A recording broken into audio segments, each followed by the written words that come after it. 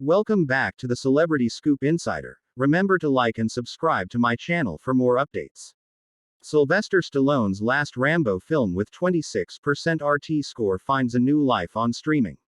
Sylvester Stallone has had a diverse career which includes acting, writing, producing, and directing.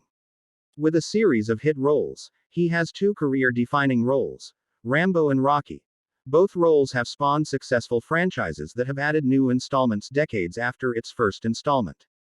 The Rambo franchise kicked off in 1982 with First Blood, and the last film was released in 2019, Rambo: Last Blood, which has also become a hit on Netflix, Tudum reports. For the week between February 10 and 16, Rambo: Last Blood debuted in the top 10 charts in the US on the 6th spot. Netflix doesn't reveal viewership numbers for territory-specific titles, but it beat other films like the French rom-com Honeymoon Crasher, the dark comedy The Menu, spending its third week in the charts, the animated movie Sing, and Miss Congeniality, taking over the 10th position in its second week. The movie continues to be in the charts in the US, holding on to the 7th spot, FlixPatrol reports. Adrian Grunberg directed the fifth installment in the franchise, which premiered in theaters in 2019. The movie brought back Stallone as the titular role for the fifth time, and likely the last time. Stallone also was the only actor to appear in all 5 installments of the franchise. In the new movie, John Rambo goes to Mexico to rescue his adopted niece from a dangerous cartel.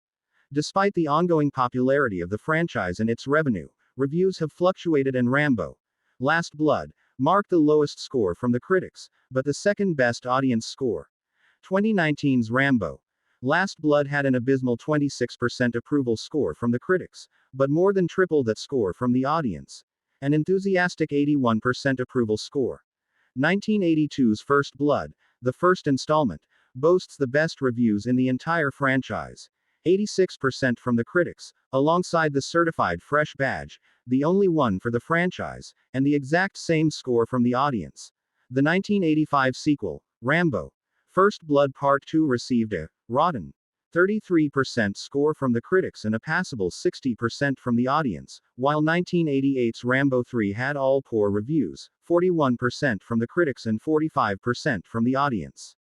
The franchise took a 20-year break and returned in 2008 with Rambo, which, again, didn't impress the critics. They gave the fourth installment a rotten 38%, but the audience had more confidence in the film, giving it a passable score of 69%. When it comes to its box office numbers, though, the enthusiastic response from the audience didn't translate into ticket sales.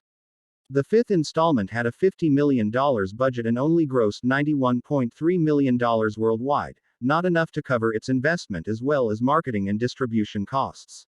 However, it grossed $26.7 million from DVD and Blu-ray sales, per the numbers, which evened out the odds.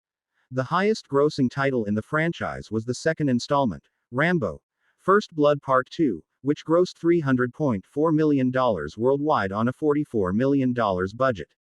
However, the first installment, 1982's First Blood, was an even bigger hit, grossing $125.2 million on a modest budget of $14 million.